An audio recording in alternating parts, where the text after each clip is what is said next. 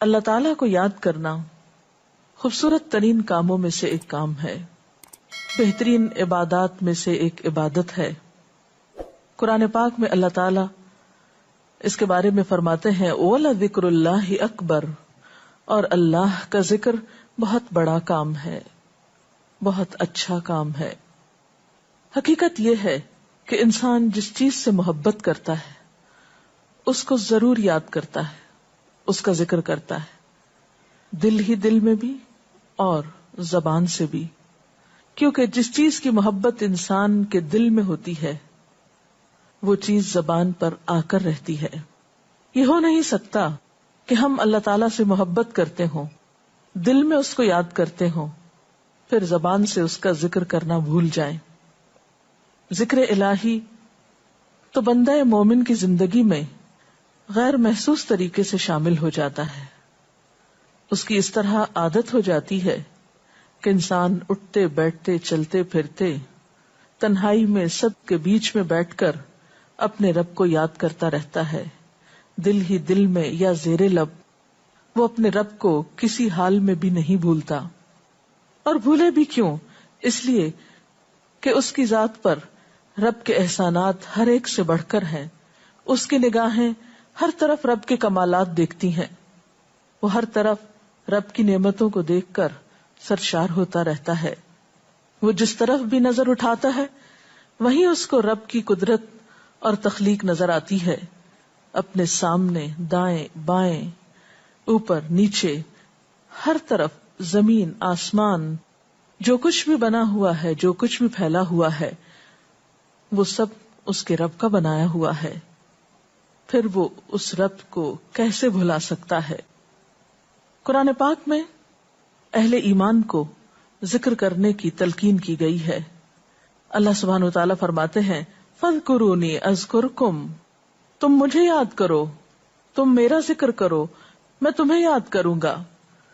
ایک اور جگہ پر فرمایا وَاذْكُرْ رَبَّكَ فِي نَفْسِكَ تَضَرُّعًا وَخِيفَةً وَدُونَ الْجَهْرِ مِنَ الْقَوْلِ بِالْغُدُوِّ وَالْآصَالِ وَلَا تَكُن مِّنَ الْغَافِلِينَ، اور اپنے پروردگار کو دل ہی دل میں عاجزی اور خوف کے ساتھ اور آہستہ آواز سے صبح و شام یاد کرتے رہو، اور دیکھنا غافل نہ ہونا، یعنی رب کی یاد سے کبھی بھی غفلت اختیار نہ کرنا۔ ایک اور جگہ پر فرمایا وَاذْكُرُوا اللَّهَ كَثِيرًا لَعَلَّكُمْ تُفْلِحُونَ، اور اللہ کا ذکر کرو کثرت کے ساتھ، بہت زیادہ۔ کیوں؟ لعلکم تفلحون، تاکہ تم فلاح پاؤ، کامیاب ہو جاؤ۔ اس سے پتہ چلتا ہے کہ اللہ تعالیٰ کو یاد کرنا کامیابی کی علامت ہے، اللہ کے ذکر میں کامیابی کی ضمانت ہے۔ مومن مردوں اور عورتوں کی صفت قرآن پاک میں یہی بیان کی گئی ہے کہ وہ بہت زیادہ اللہ کا ذکر کرنے والے ہوتے ہیں۔ سورۃ الاحزاب میں آتا ہے وَالذَّاكِرِينَ اللَّهَ كَثِيرًا وَالذَّاكِرَاتِ، اور اللہ کا ذکر کرنے والے مرد اور اللہ کا ذکر کرنے والی عورتیں جو کثرت سے اللہ کا ذکر کرتی ہیں۔ کثیرن اعد اللہ لہم مغفرۃ واجرا عظیما، اللہ نے ان کے لیے بخشش اور بہت بڑے اجر کا وعدہ کر رکھا ہے۔ اور پھر یہ کہ ذکر کرنے کے لیے کوئی خاص وقت مقرر نہیں، انسان ہر حال میں ذکر کر سکتا ہے، ہر وقت میں ذکر کر سکتا ہے۔ نبی صلی اللہ علیہ وسلم کے بارے میں آتا ہے کان یذکر اللہ فی کل احیانہ، آپ ہر وقت میں، یعنی ہر قسم کے وقت میں، دن میں یا رات میں، صبح میں یا شام میں اللہ کا ذکر کیا کرتے تھے۔ حدیث پاک میں آتا ہے، حضرت ابو موسیٰ اشعری سے روایت ہے مثل الذی یذکر ربہ والذی لا یذکرہ مثل الحی والمیت، رواہ البخاری۔ آپ صلی اللہ علیہ وسلم نے فرمایا اس شخص کی مثال جو اپنے رب کا ذکر کرتا ہے زندہ انسان کی طرح ہے، اور اس کی مثال جو اپنے رب کا ذکر نہیں کرتا مردہ شخص کی طرح ہے۔ گویا ذکر کرنے والا اور نہ کرنے والا، ان دونوں کے درمیان اتنا ہی فرق ہے جتنا ایک زندہ اور مردہ انسان میں فرق ہوتا ہے۔ اور یہ فرق کتنا بڑا ہے، یعنی انسان تو وہی ہوتا ہے، لیکن زندہ انسان میں اور مردہ انسان میں زندگی اور موت کا فرق ہے۔ بالکل اسی طرح جو شخص اپنے رب کو یاد کرتا ہے، اس کا ذکر کرتا ہے، اس کے اندر ایک زندگی ہے، اس کے اندر ایک خاص خوشی ہوتی، اطمینان ہوتا ہے، اور وہ جو نہیں کرتا اس کا دل مردہ ہوتا ہے، اس کے اندر زندگی کی کوئی امنگ نہیں ہوتی. ایک اور حدیث میں آتا ہے، نبی صلی اللہ علیہ وسلم نے فرمایا، اللہ تعالیٰ فرماتا ہے میں اپنے بندے کے خیال کے مطابق ہوتا ہوں یا خیال کے ساتھ ہوتا ہوں. جو خیال وہ میرے بارے میں رکھتا ہے میں اسی کے مطابق اس کے ساتھ معاملہ کرتا ہوں، اور میں اس کے ساتھ ہوتا ہوں جب وہ مجھے یاد کرتا ہے. گویا ذکر کرنے والے اللہ کی مدد کے مستحق ہوتے ہیں، یعنی اللہ ایسے بندوں کے ساتھ ہوتا ہے جو ذکر کرتے رہتے ہیں. اگر وہ مجھ کو اپنے دل میں یاد کرتا ہے تو میں بھی اس کو اپنے دل میں یاد کرتا ہوں، اور اگر وہ مجھے کسی جماعت میں بیٹھ کے یعنی کسی گروپ میں یعنی پبلک میں بیٹھ کے یاد کرتا ہے تو میں اس کو اس سے بہتر جماعت میں یاد کرتا ہوں، یعنی فرشتوں کی جماعت میں یاد کرتا ہوں. تو گویا فاذکرونی اذکرکم، تم مجھے یاد رکھو میں تمہیں یاد رکھوں گا. تو جو شخص بھی یہ چاہتا ہو کہ اللہ تعالیٰ اس کو یاد رکھے، اس کی مشکل میں اس کی مدد کرے، تو اس کے لیے کیا ضروری ہے کہ پھر وہ ذکر کرتا رہے. اور ذکر تمام عبادات کو خوبصورت بناتا ہے. مثلا روزہ رکھنا ایک عبادت ہے، لیکن جس روزے میں ذکر الہی ہو اس کا اجر و ثواب کئی گنا بڑھ جائے گا. حج ایک عبادت ہے بذات خود، حج کا سفر ایک عبادت ہے، لیکن اس سفر میں انسان اگر ذکر الہی کرتا رہے تو اسی حج کا ثواب کئی گنا بڑھ جائے گا.